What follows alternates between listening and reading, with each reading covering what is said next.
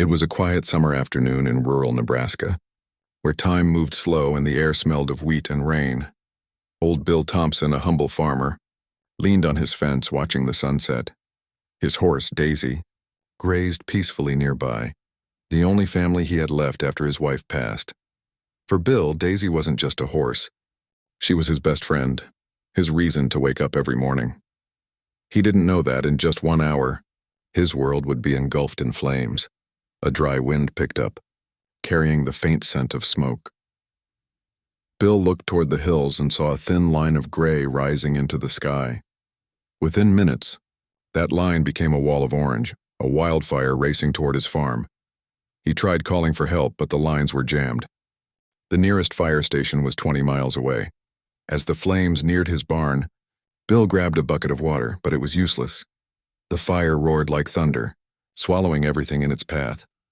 Bill rushed to open the barn doors. Chickens scattered, cows escaped, but Daisy's cries echoed from the back stall. He ran inside, coughing and blinded by smoke. The heat was unbearable. He could barely see her through the haze. "Hold on, girl," he shouted. But the smoke grew thicker. Bill stumbled out, gasping for breath, tears streaming down his face. He dropped to his knees on the dirt road, and that's when he heard the sound of sirens. A red fire engine burst through the dust, lights flashing. Leading the crew was Captain Ryan Harris, a firefighter with 15 years of experience and a heart that refused to give up. Bill ran toward him, shouting, "Please! My horse, she's still in there." Harris didn't ask questions. He saw the terror in Bill's eyes and the flames devouring the barn. He simply nodded, pulled down his mask and ran into the fire. Inside, visibility was almost zero.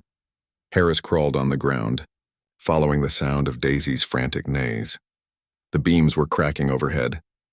The structure was moments from collapse. He found her tied to a post, trembling and soaked in sweat. "Easy, girl. I got you," he whispered, cutting the rope with his rescue knife. Daisy resisted at first, terrified, but Harris wrapped his jacket over her eyes and guided her through the smoke.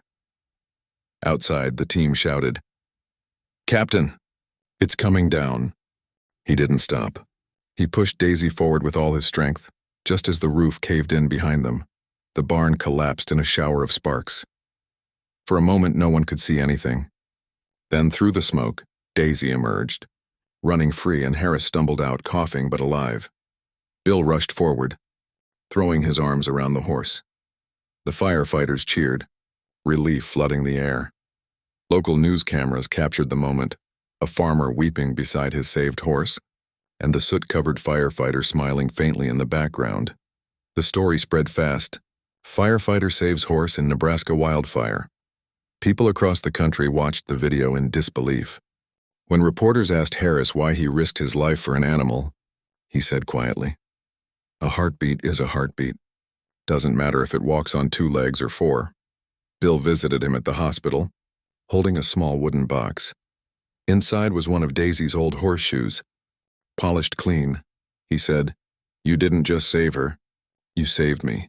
Weeks later, Harris visited Bill's farm again. The barn was gone, but a new stable was half built, this time stronger, safer. Daisy trotted up and nudged Harris's shoulder like she remembered him. Bill smiled and said, "Anytime you're passing by, there'll always be a place for you here." As the sun set behind the burned fields now coming back to life, Harris looked at the horseshoe hanging in his truck mirror, bent, scarred but unbroken. Because sometimes, real heroes don't wear capes. They wear ashes and courage.